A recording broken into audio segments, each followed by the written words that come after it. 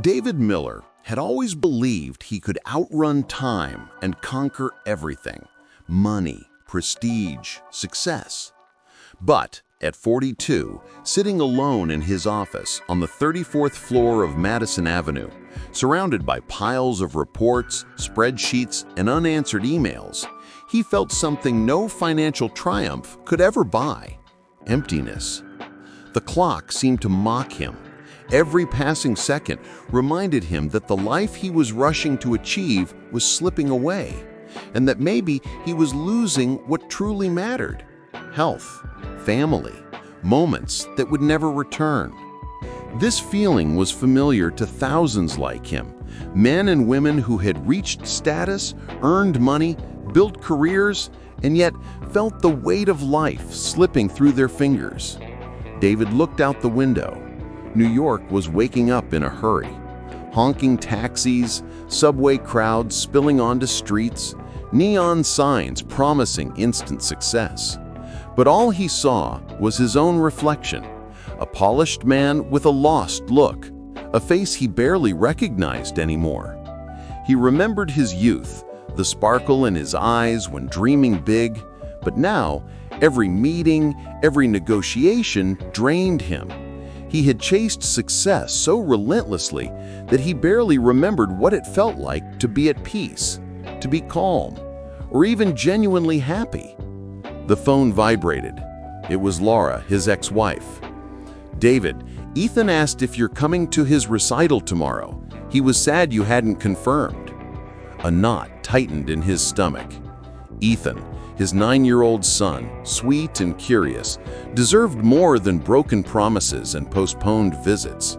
But his packed schedule left no room for slip-ups. He typed a short, hesitant reply. "I'll try, Laura." Even as he sent it, he felt the weight. Each word felt insufficient. Each promise felt fragile. And he knew, in some way, he was failing at something money could never fix: time with those he loved. The next morning, David decided to take a walk to clear his mind. The Hudson breeze cut sharp against his skin, the river's sound mingling with the city's noise. That's when he saw something unexpected: an old man sitting alone on a wooden bench, wrapped in a tattered blanket, calmly repeating the same phrase: "You will get what you want." David stopped, intrigued. The man seemed out of time. There was something in his eyes, a depth that seemed to know not only the future, but every regret David carried. A shiver ran down David's spine. He couldn't look away. "Who are you?" he asked cautiously, approaching. The old man smiled. He said nothing, only repeated the phrase, now pausing between each word as if every syllable were an ancient piece of advice. David felt a mix of disbelief and curiosity. He had searched for answers in books, mentor advice, self-help seminars, and investor forums. Nothing had worked. And here, by the river, he felt he might have found something that transcended every path he had walked. You're going to give me what I want?" he asked, half joking, half desperate. The old man didn't reply with words, only with a simple gesture. He extended his hand and gave David 2 small stones, heavy and cold to the touch. One sparkled like a diamond.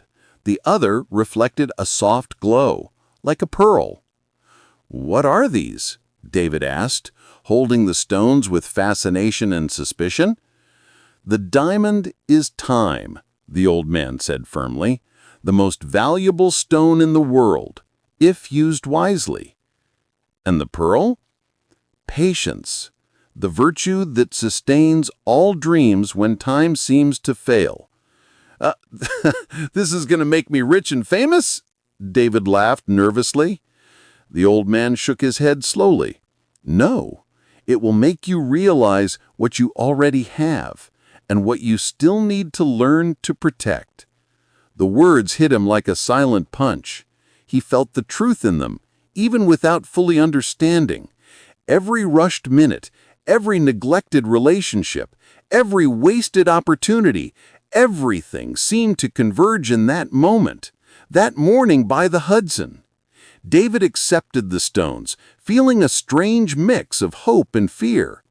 He didn't know how this would change his life yet, but for the first time in years, he felt there was a path to transform not just his business, but his very existence.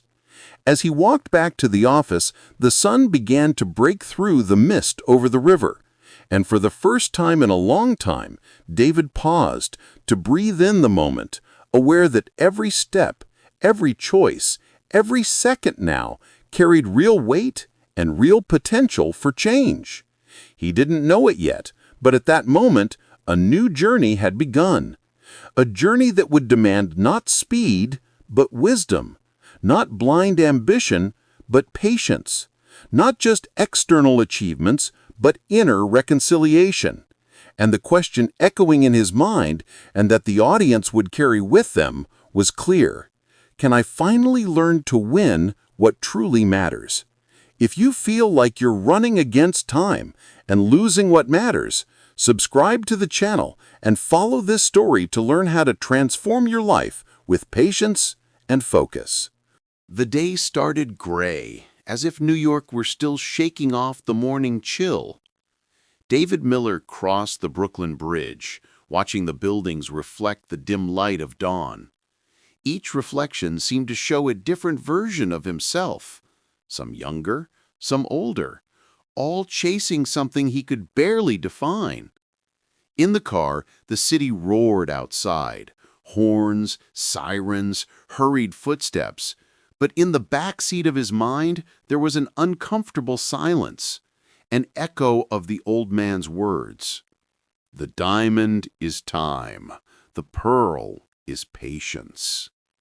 David couldn't get it out of his head. How could two stones hold answers for decades of frustration and loss? Arriving at the office, Emily waited, her face concerned. David, Mark called. He wants to discuss new investments, but you look exhausted. I'm fine, he replied, trying to sound convincing, but Emily didn't buy it. You're not. There's nothing wrong with admitting it. David sighed. Emily was more than an assistant. She was almost a conscience he didn't know he needed. She continued, remember, sometimes the right timing is more valuable than any immediate profit. He shrugged and entered the meeting room, trying to shake off the thoughts that clung to him. But each chart, each spreadsheet, each profit projection only reinforced the feeling that he was running in circles. In the following days, routine became mechanical. Endless meetings, phone calls leading to nowhere, solitary dinners. Laura, his ex-wife, still stayed in touch through Ethan. But even those moments were brief and formal. David nostalgically remembered accompanying his son through small victories, a good grade, a new piano song. Now, each small success passed like a movie scene he had no time to watch. Amid these days, tempting opportunities arose. Investments promising quick returns, business alliances demanding instant decisions, projects requiring him to risk everything for immediate results. He threw himself into them, but each victory was followed by a greater loss. The city seemed to mock him, reminding him that not every hurried move produces real progress. One day, tired and alone, he walked into a cafe in Soho. The aroma of fresh coffee enveloped him, and he sat by the window. Outside, a mother guided her child by the hand, laughing at small mischiefs. An elderly couple strolled slowly, enjoying the Sunday. David observed, feeling a pang. These were the moments he had lost, moments money couldn't buy. Then Emily arrived, bringing coffee and a smile he barely recognized. You have to get out of your own head, David. The stones the old man gave you won't work on their own. And how do I use them? You need to feel time, not try to control it. The phrase echoed in his mind. He remembered a night with Ethan when the boy tried to teach him piano. David had quit halfway, complaining of no time. Now he felt acute guilt mixed with the silent determination never to miss moments like that again. That late afternoon, David decided to do something different. He left the office earlier than usual, wandered aimlessly through Manhattan streets, and entered a small antique shop. Among worn objects, he found a stopped, old clock. The shop owner, a white-haired man, commented, "You know, this clock doesn't work anymore, but it's still beautiful. Sometimes life is like that. You don't need everything working perfectly to appreciate the beauty of time." David shivered. Every word seemed meant for him. It was as if the entire city was trying to teach him the same lesson the old man by the Hudson had started to show. Time only reveals itself to those who can wait and truly notice.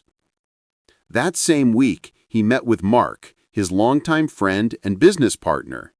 "David, you need to invest now or you'll miss the opportunity," Mark said, impatiently. David took a deep breath and replied, "Maybe it's time to wait. Sometimes the right opportunity is the one that arrives at the right moment, not in a rush." Mark frowned, surprised, but David realized he had never felt so at peace. For the first time in years, he wasn't running, he was present. At home, weekends gained new meaning. David spent more time with Ethan, helping with schoolwork and listening to his stories. One afternoon, the boy asked, "Dad, why do you seem calmer now?" He smiled, watching the sunlight on the old piano. "I'm learning to listen to time, Ethan. It teaches us when to wait and when to act." Evenings became moments of reflection. David sat alone, the diamond and pearl on the table. He still didn't fully understand them, but began to realize. It wasn't magic, it was awareness and discipline. Each day, each small action was measured carefully. A phone call, Ethan's drawing, a sincere conversation with Laura. Small choices, together, built something greater than any immediate profit. As spring took hold, David began experimenting with new jewelry creations. Each piece wasn't just a commodity, it was a story, a fragment of time and patience. He invited Emily and Ethan to help name them: Hope, Roots, Silence, Aurora. Each carried a message, reflecting the new philosophy he was learning. And amid this process, something unexpected happened.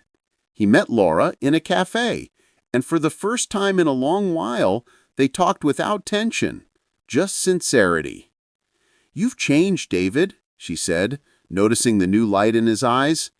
He nodded, unhurried. "I've learned to value what truly matters. I realized I can't reclaim lost time, but I can make the next moments count."